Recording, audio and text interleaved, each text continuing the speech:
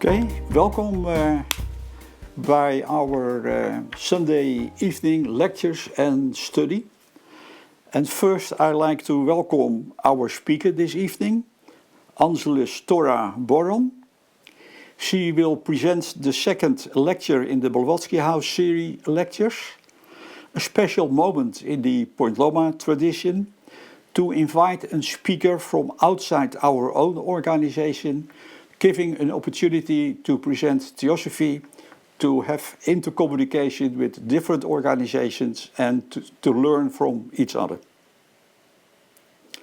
This lecture will be in 3 blocks, and we like always to do that on the Sunday evening, so as you have seen before. Each block will be closed by a 3-minute pause to give you the opportunity to formulate your questions. So that is the technical side.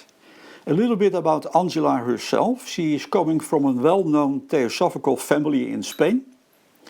And she is dus what we can call a second-generation Theosophist, what in itself is, of course, great karma.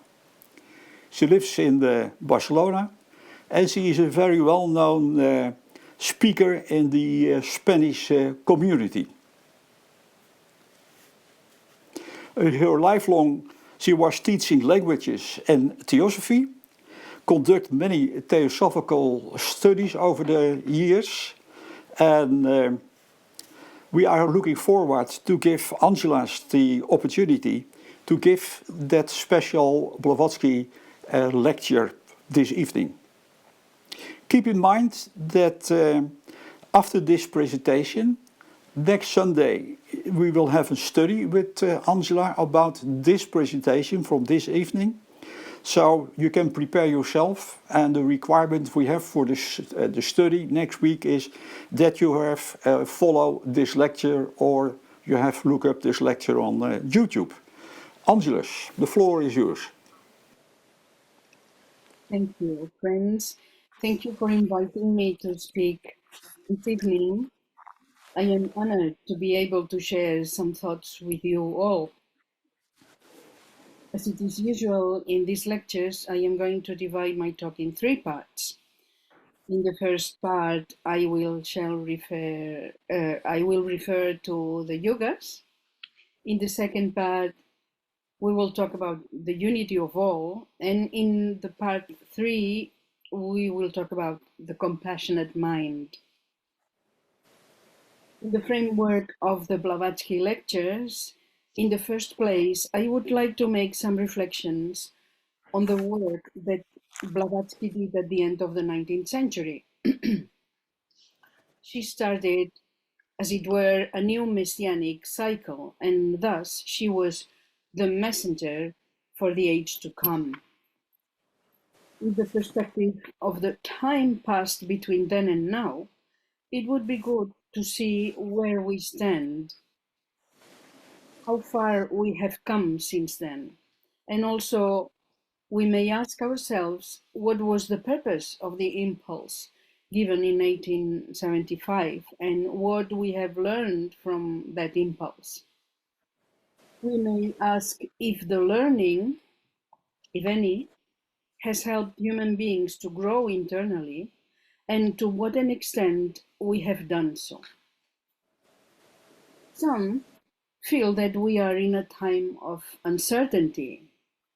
But what exactly does uncertainty mean? The dictionary says it is lack of certainty, that is, the lack of certain and clear knowledge of something, or the lack of a firm attachment to the mind to something knowable without fear or error. Times of uncertainty, then, would mean times when one does not have a sure and clear knowledge of something, and times when one is afraid of making mistakes. Going a little further, we could say that it implies a certain insecurity of not knowing exactly what is going to happen after the present moment. And this created certain doubts and uneasiness in the mind. In fact, these are times of Kali Yuga, and apparently it's a tough Yuga. Let's look at the Yugas, and as explained in the Theosophical literature. The four Yugas, Yuga meaning age, and all over the world we find traditions of the four ages of man. According to Blavatsky, tradition is oral history, and the Greeks called them the Golden, Silver, Bronze, and Iron Ages. The ancient Aryans called them, and we use the same words today, Satya Yuga, Treta Yuga, Dvapara Yuga, and Kali Yuga, or translated, the age of truth, the age of the three fires, the age of the number two, and the age of struggle. All four together is a Mahayuga, or great age. Let's see the Satya Yuga first. Satya Yuga is the age of truth, or the golden age. It is the age of purity and righteousness, when truth and right conduct were natural to all. Swords, spears, and weapons of war had not been invented yet. Hatred, selfishness, fear, and sorrow were unknown. Fruit and grain sprang from the earth without labor.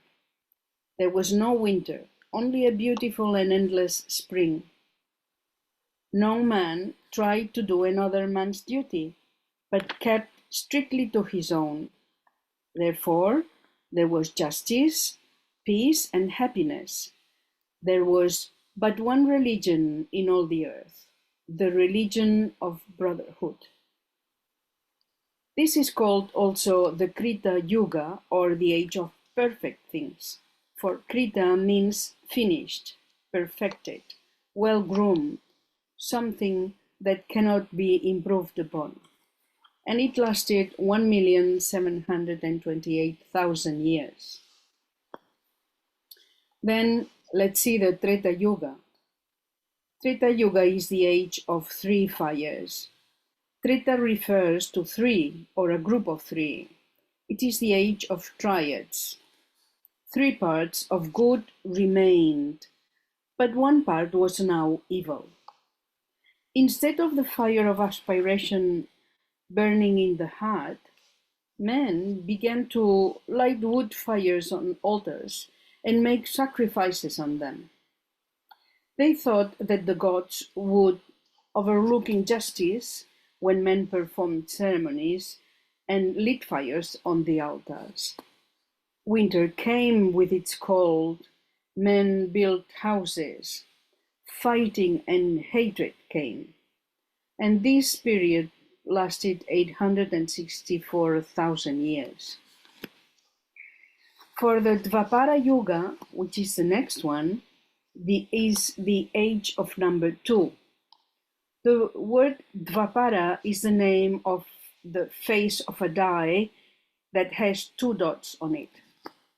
Two is the ancient symbol for matter, as three is for spirit.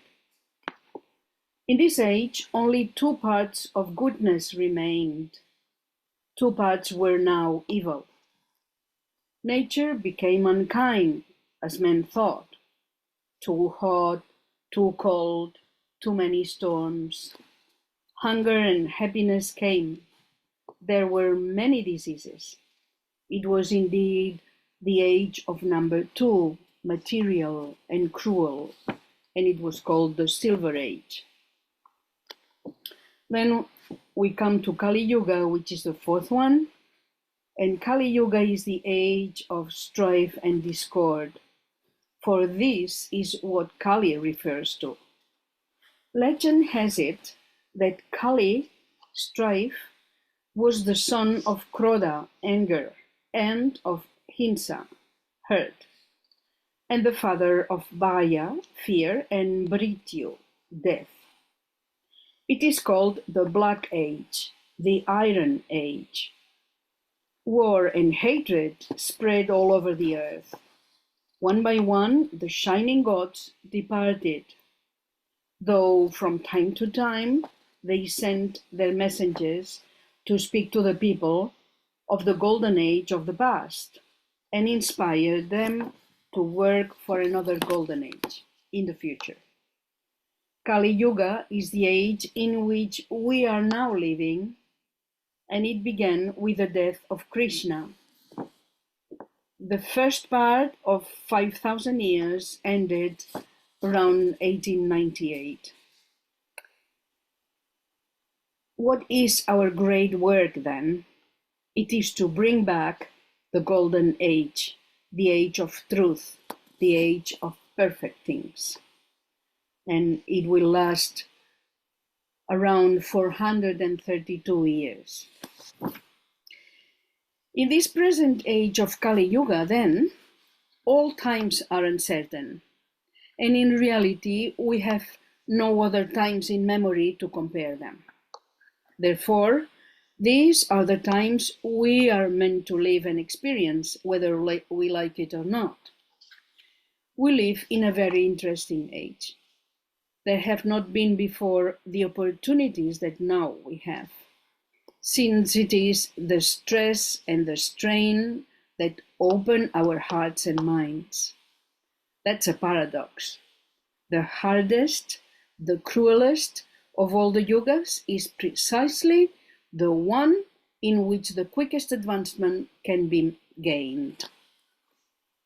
GDP calls Kali Yuga the opportunity time, because the chances are the most frequent for progress. Now, we have seen that the length of the previous yugas is substantially longer than the present yuga, which means that the shorter the space of time, the faster the speed at which things happen.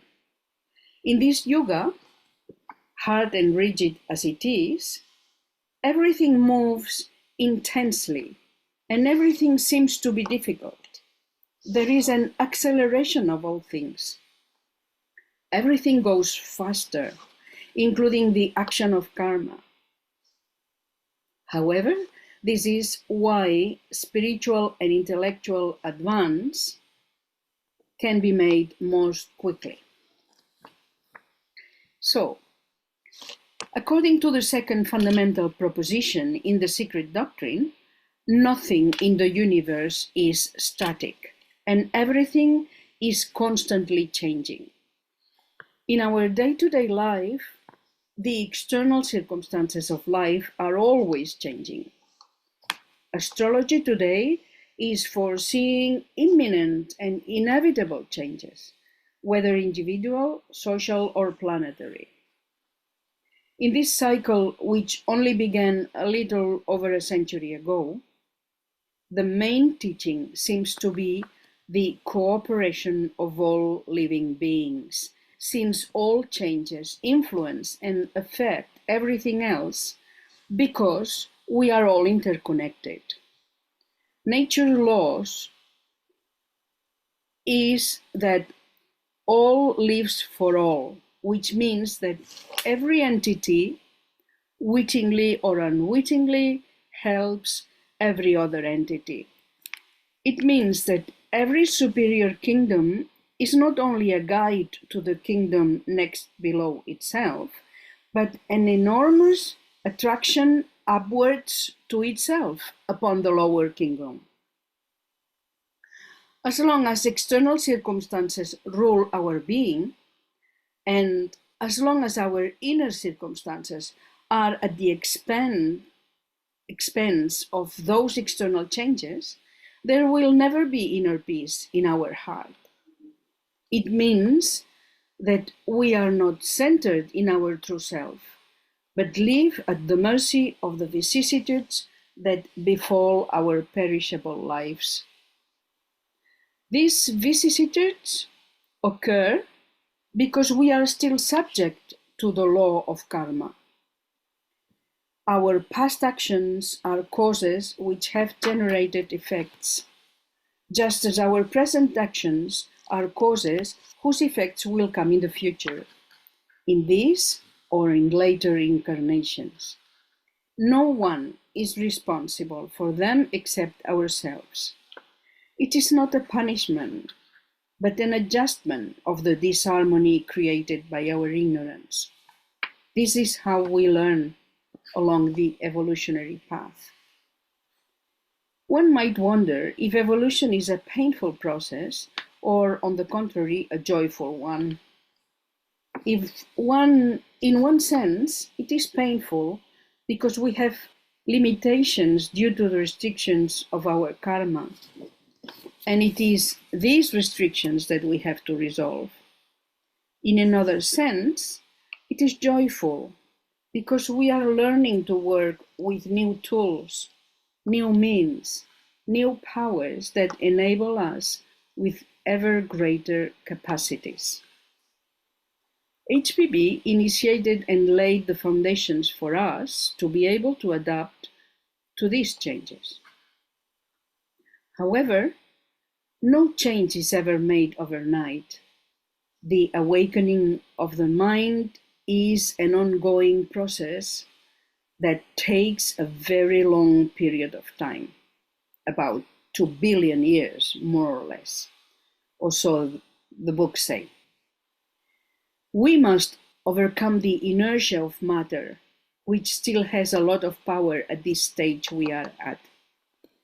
We must overcome our materialism that must reach the densest point on the way of descent and hence reach the turning point that will change direction and thus begin the path of return to the final union with our source. It is necessary to stress the importance of the conscience of and of the awareness of the unity of everything in the universe, as well as the responsibility of everyone within that unity, because everything has an impact on everything else. Those who were before, and that we call them pioneers, that is, the most advanced, our teachers, each in their own way, they came all with the same task: to exercise their share of responsibility in this call to awareness and consciousness and to awaken the higher powers so that humans stop being so animalistic, that is, stop living in the lower parts more than needed. We can do better than that. We can make use of those lower parts in a positive way instead of being used by them and become more human. In our natural evolution is the goal: to become fully humans, perfect humans. This would be the case of Gautama the Buddha, the first man who attained enlightenment and was fully developed. And what is being human?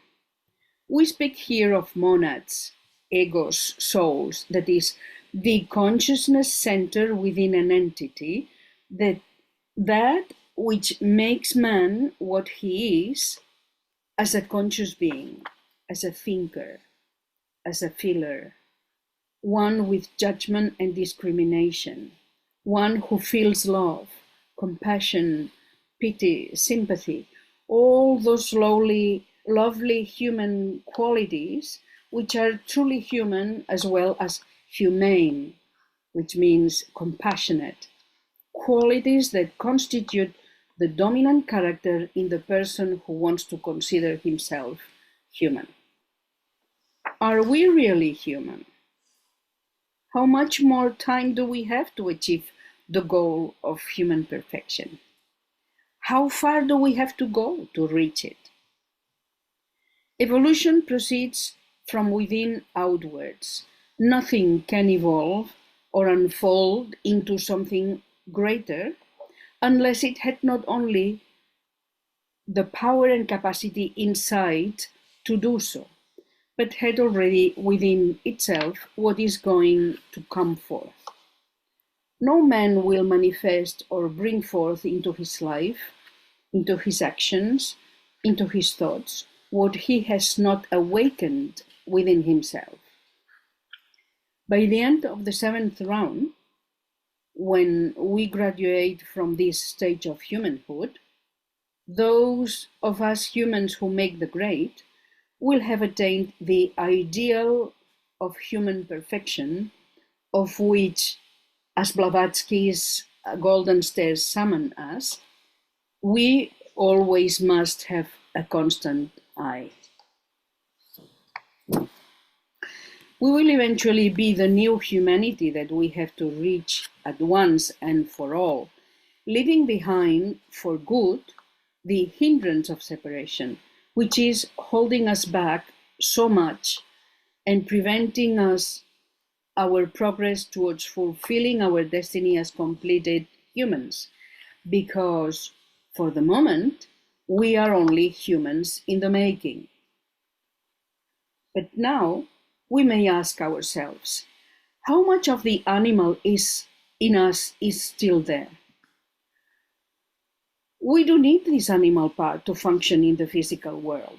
It is a tool, and we need to train ourselves to excel using it. It is not about belittling it or despising it. It is a question of being aware of it and seeing it as a help for us on our evolutionary path. It is a question of freeing ourselves from the hindrances that slow us down on our natural path. The hindrances being the animal aspects that in a way can dominate us, such as the unethical behavior in which, with our crazy disordered development, the aspect of brutality and instinct has prevailed. This instinct, together with the power of the mind, has turned us into dangerous beings due to selfishness, and hence creating fear, which is the factor used to dominate others. It is essential to make a constant call for unity and to go further, to inculcate and strengthen and promote moral and ethical values in our daily work with the proper education to eradicate ignorance. These are aspects that have been forgotten in current times, and in fact in all times, when brute force, the animal aspect of domination, of power, of the subjugation of the captive, has prevailed. It is then that these eternal values have been relegated and silenced. We have to listen to the message of the great ones. We must listen fully and deeply to what they have always told us. Buddha, Lao Tse, the true message of Jesus before being distorted.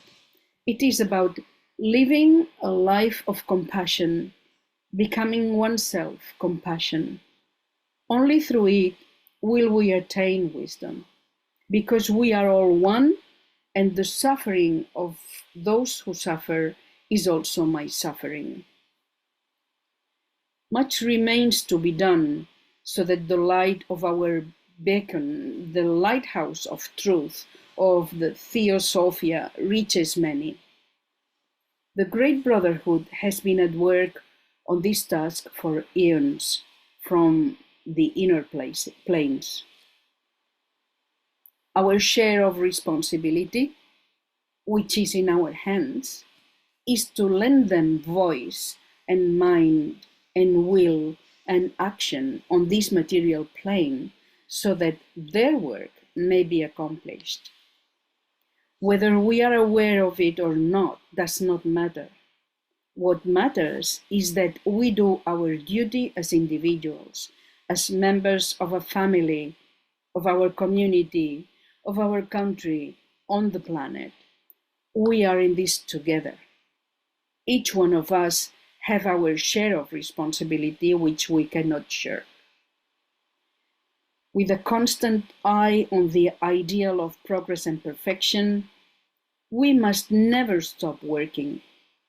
Always forward, always higher, always deeper, because the future of our pilgrim soul is a glorious path that has no end. And this is the end of our first part. If there are questions now. Okay. So first the questions. Erwin, have we received questions? Yes, there are a few questions. So the first one, Anjos, you can hear me well? Yes? The first one is, in the Golden Yuga, do humans live only in their higher parts?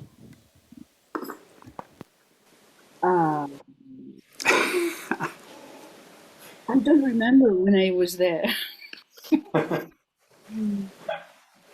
Honestly, I don't know. I need some help here from Herman. Do you know?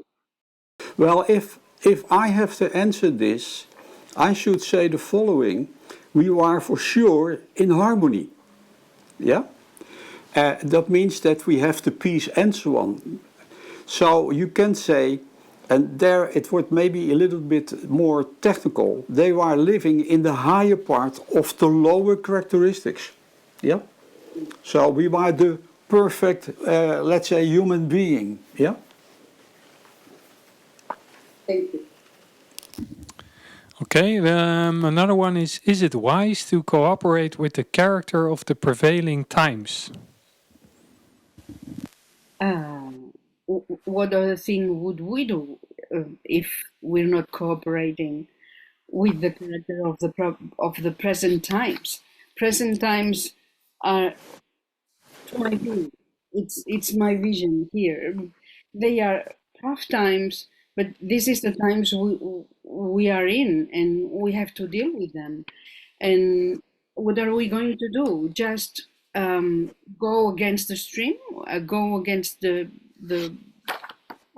consciousness that is coming in? I don't think it's wise not to cooperate.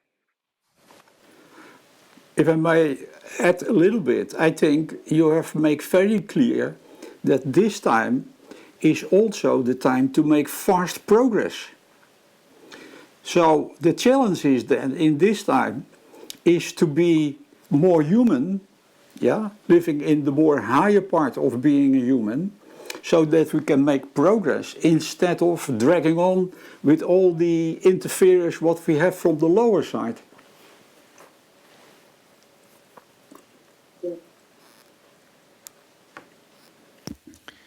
Okay, another question is there something to say of what determines the Yugas? What is the driving force behind these cycles? Well, this is okay. Mm,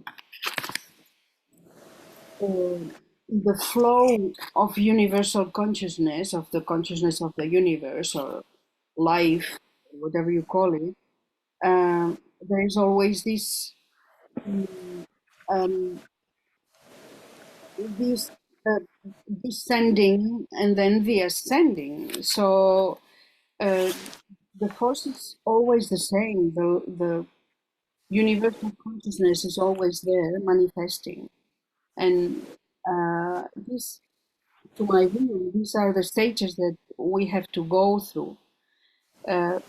If we are in Kali Yuga, because it's the lowest part, there will be, it's in our hands to, and because everything is faster, so we collaborate and we cooperate to go further on and reverse this, because there is no lower part to go. So from now on, it's only an ascent. So we will come to the age of truth, or the golden age, eventually, when we are functioning in our higher aspects of our being. Can I say something maybe to give a practical relation? First, I think we should realize that in Theosophy, everything is driven by consciousness. Cycles are also driven by consciousness.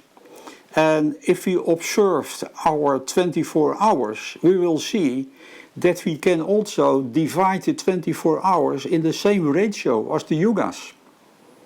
Because, let's say, for some people, in the morning is the most efficient one. And the afternoon tea is the one to sit and consider and to be relaxed and so on. So in the rough, we will see the same aspects coming over the 24 hours. Of course, individual adjust to all, let's say, disturbing habits, etc., etc. But in principle, you see that cycle effect there as well. And in the life, in a incarnation as well. But also the year. The year you can divide it is the 4:3:1 ratio, what you can use for the year. Yeah? Mm-hmm. If you look to the spring is a very active period. Yeah? Everything is popping out and is manifesting itself, is blossoming, and etc., etc. Yeah?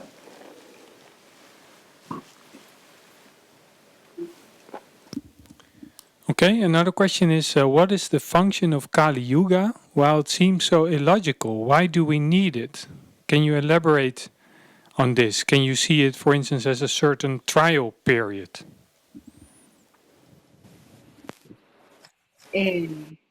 Well, I would dare to say that thank God we are in Kali Yoga, because we don't have any other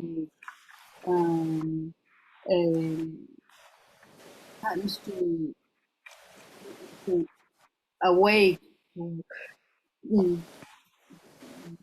to stop being dormant or being, um, uh, inactive in our higher aspects.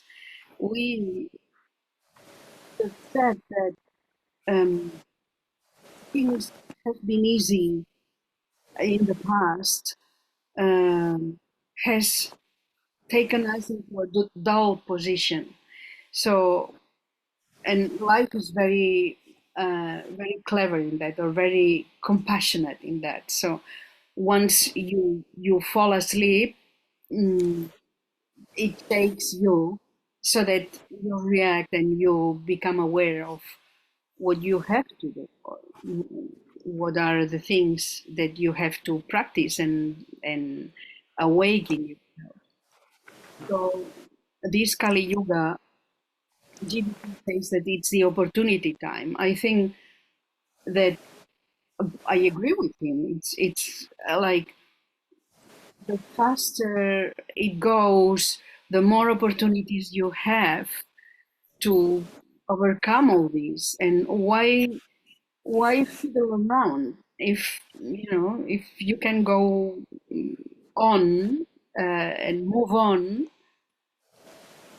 To me, I am grateful to have all these opportunities, difficult as they may be, because uh, they are difficult for the personal, for the personal aspect or the personal side.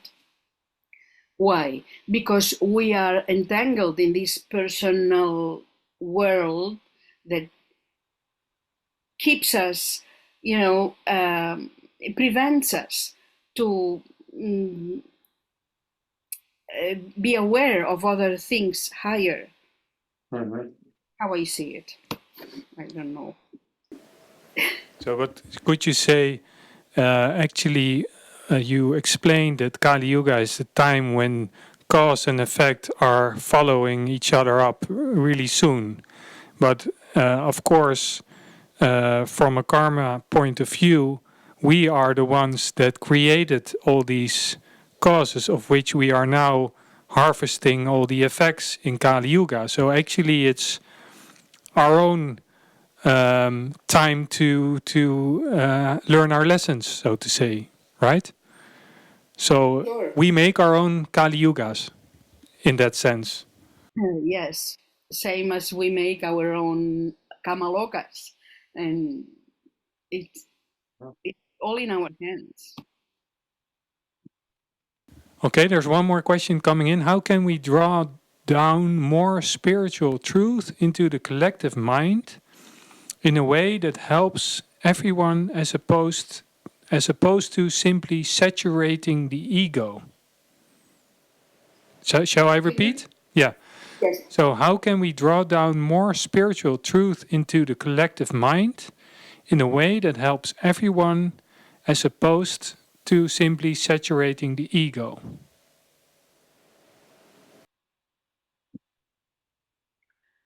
But what is mentioned by ego? The lower part? Maybe the person asking the question can clear up what he mentions by the ego, what he means by the ego. Yeah, because for me, what do you understand by ego? That will really color the answer very much. Because as I understand this question now, then it is the question, what can we do in this age to satisfy my ego? Well, I think we should not satisfy the egos anyhow. Yeah? No, he says as opposed. So he says more. He opposes the collective mind at the one end, and the ego, sort of, so to say, on the on the other hand. That's why how I understand. But still, then the question, I think, what do you understand by the ego? Yeah. Okay, so maybe we can take this question after the second part. Maybe the one asking can clear up a bit. Yeah. So that were the questions for now. Okay. So let's go to second part. This